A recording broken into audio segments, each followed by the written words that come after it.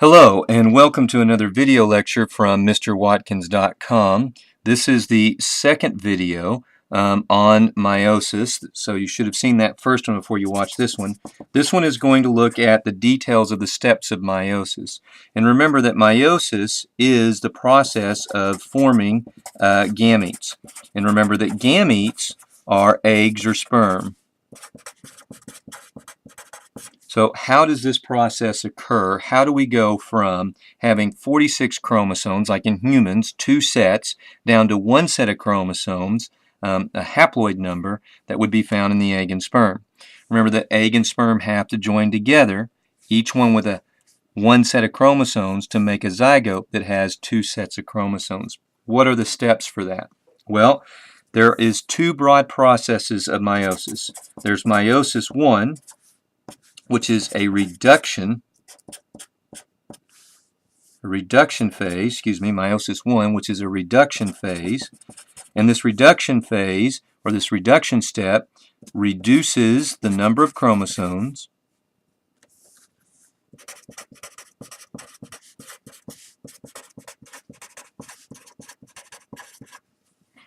by half. So in the case of people, it's going to take these 46 chromosomes and it's going to reduce it down to 23. It's going to take this 2n diploid number of chromosomes down to n, or a haploid number of chromosomes. Okay, so let's go through the steps of meiosis 1. Oh, I'm sorry, meiosis 1, and then our second part is meiosis 2. And meiosis 2 is most like what we see in mitosis, where we're just going to divide out these haploid chromosomes into individual cells here at the end. So let's have a look-see at what this thing looks like in detail. Meiosis 1. Meiosis 1, again, is that reduction phase.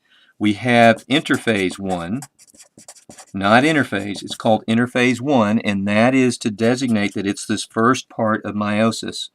You have prophase 1, metaphase 1, anaphase 1, and telophase 1. Okay, and I'm just going to draw a little line here in between just to kind of divide them up. Interphase 1, same thing happens as in interphase. We're going to do some DNA replication here and form our sister chromatids. Prophase 1, nucleolus is disappearing, the nuclear envelope disappears, and our copies of our chromosomes start coiling up, spindle fibers form, and that whole process there. Now, I'm going to switch to some colors here as I go through. I'm going to use blue and orange. The color really doesn't matter. But here we had our DNA prior to DNA replication, and I'm just going to draw it as an X.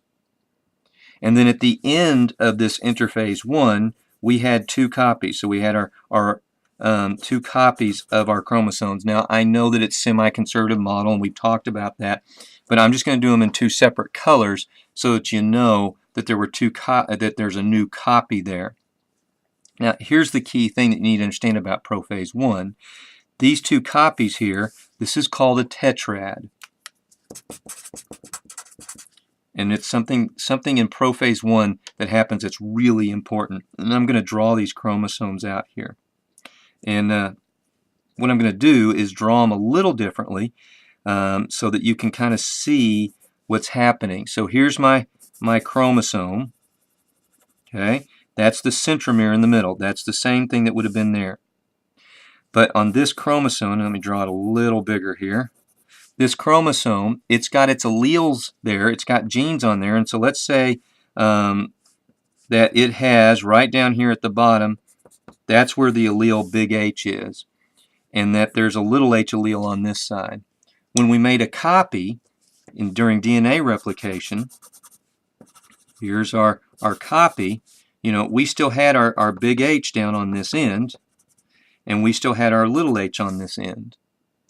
But the unique thing that happens when these tetrads are all stuck together, these centromeres are stuck together, these are all chemically the same or very similar to each other because they have the same sequence here coding for hitchhiker's thumb. And remember, hitchhiker's thumb, you had two alleles. One allele that said be straight, and the other allele said to curve back.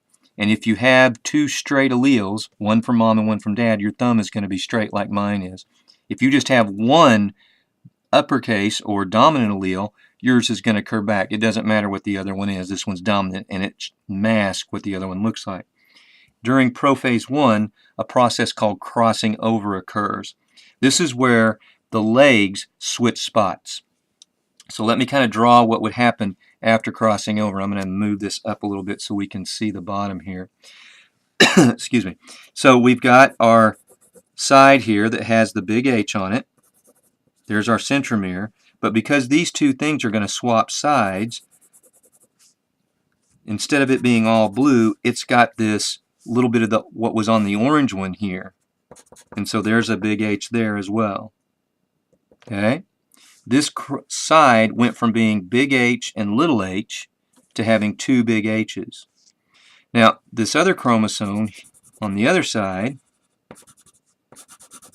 it had a little h down here on this end. So there's a little h. But the blue piece came over, and I can't fit it in there, so I'm just going to draw an arrow to it. It has the big H there, or excuse me, the little h there. Sorry. The little h. So we had big H, big H. It was big H, little h. And we now had another piece that crosses over here, and we've changed it. So this side has two little h's on it. Now let me show you another picture that's a little better, that kind of gets this, or shows this a little better. So I'm going to scroll in or zoom in here real quick. So we look here, I've got little big A, and big B, big letters. I've got little a, little b.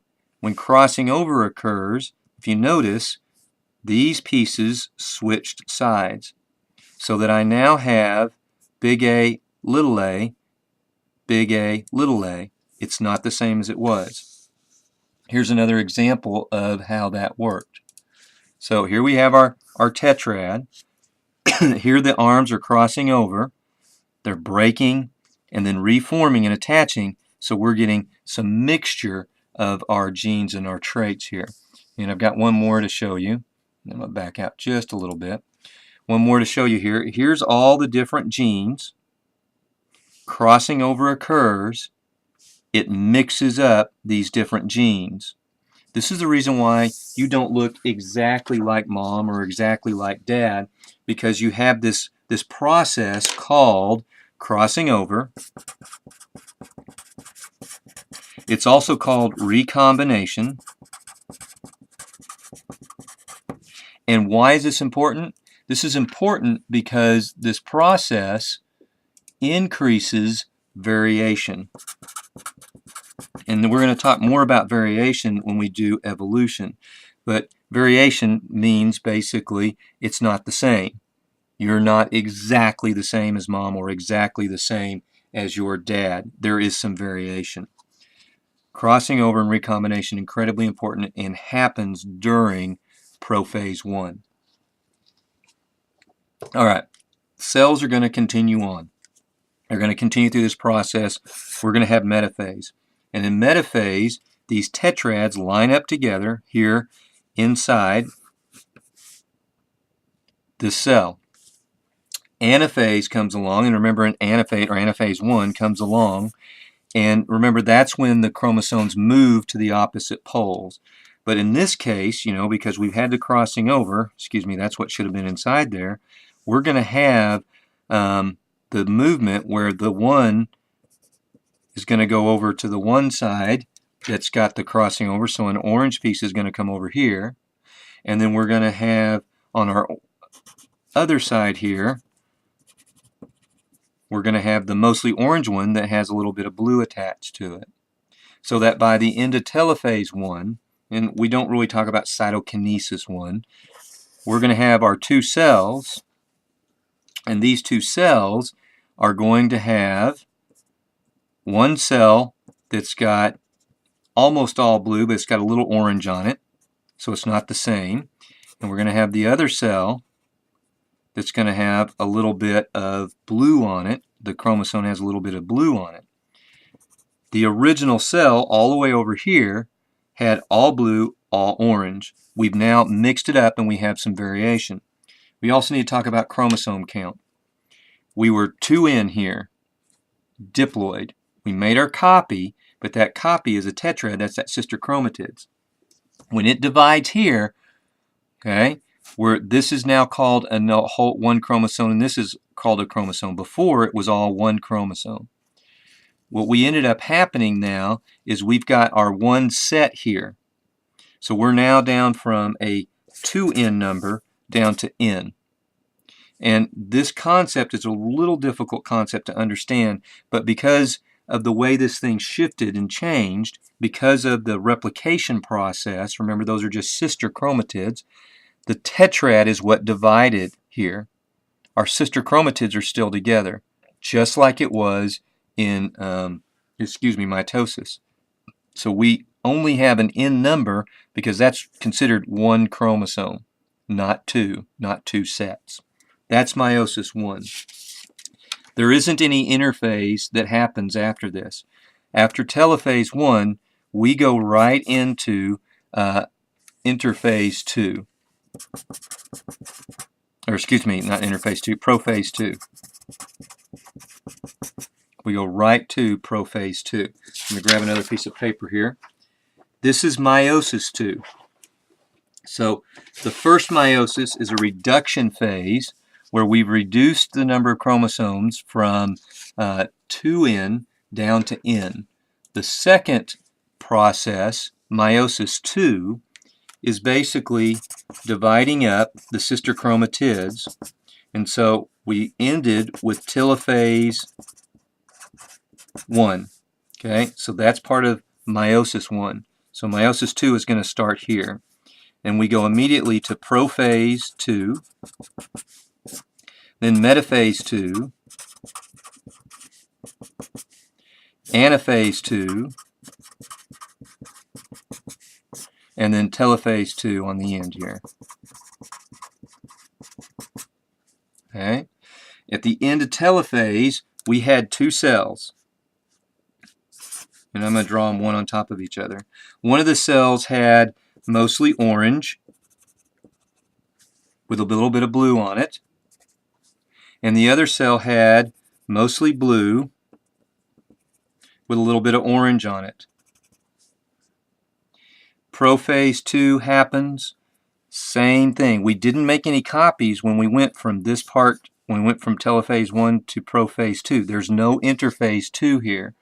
And so we have just an N number of chromosomes. We're haploid at this point. Each cell is haploid.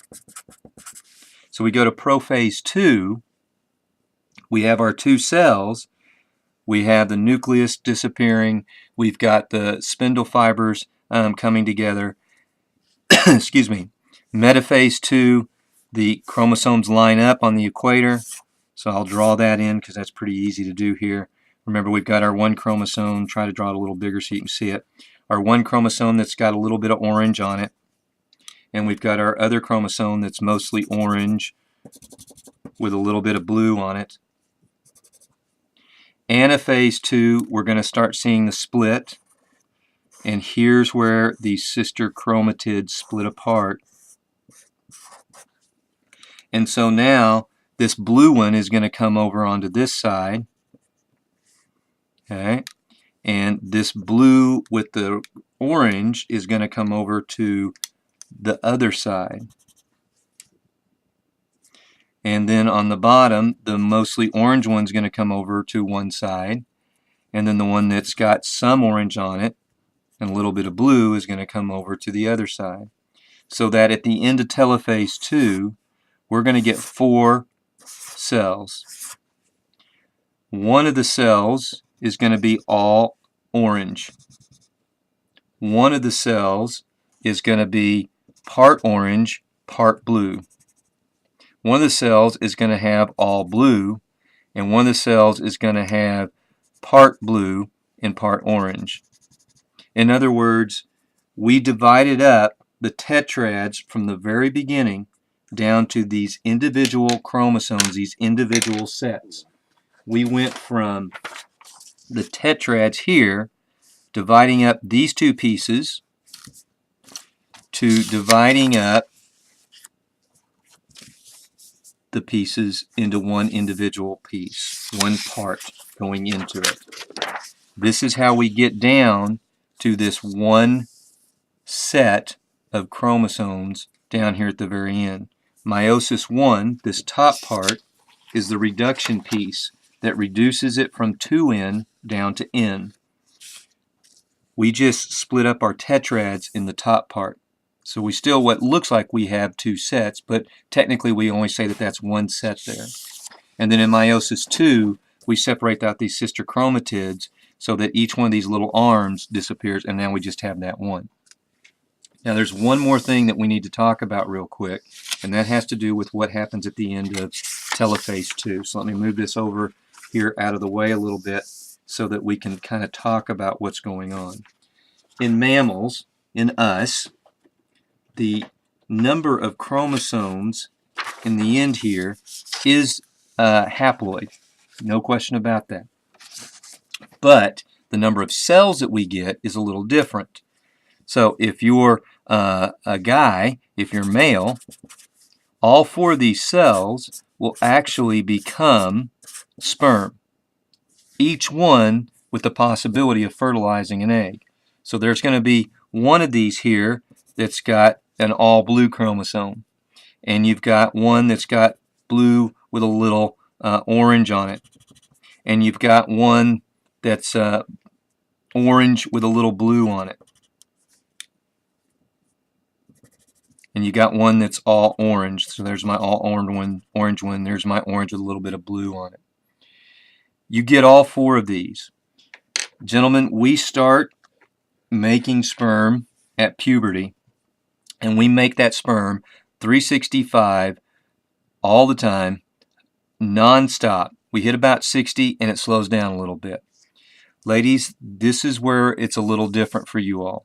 When you're born, when you go through that process of growth from a zygote to the point where you're born, you actually don't get all 4 of these cells. As they go through the division here at the end, there's one cell that gets all of the organelles, or almost all the organelles. It gets almost all the cytoplasm. But when you're born, you've undergone meiosis 1. And so in your ovaries, you're stuck at this spot. You have literally thousands of eggs available, but you're stuck right here. You hit puberty, menstrual cycle comes, and these cells then get a signal every 28 days to finish this process. So you guys, we don't start until we hit puberty, and once we start, we just keep making it over and over and over, done to over and over and over. With ladies, with females, and this is all mammals, so it's not just us, it's primates, it's dogs, it's cats, horses, zebras, all mammals, this process happens. And this ovary here at the end, when you're born, it's stopped at this point. Once puberty hits, for you ladies, you're going to get one egg. So this is females, and that one egg, really big, and then you're going to get these other little things called polar bodies. And the polar bodies are helpful cells that help basically shove the egg out of the ovary, the eruption. Sometimes why there may be some pain associated midway through the menstrual cycle because these polar bodies are shoving these eggs out. So you're not going to get all 4. You're going to get just the one egg, and it may have been the one that was blue that was chosen. It's completely random. So that this sperm and this egg can hook up, can get together and form that zygote. Okay? That's basically it for meiosis. There are details that I didn't hit and didn't go over that are in the notes, and you need to make sure that you look at those. That's it.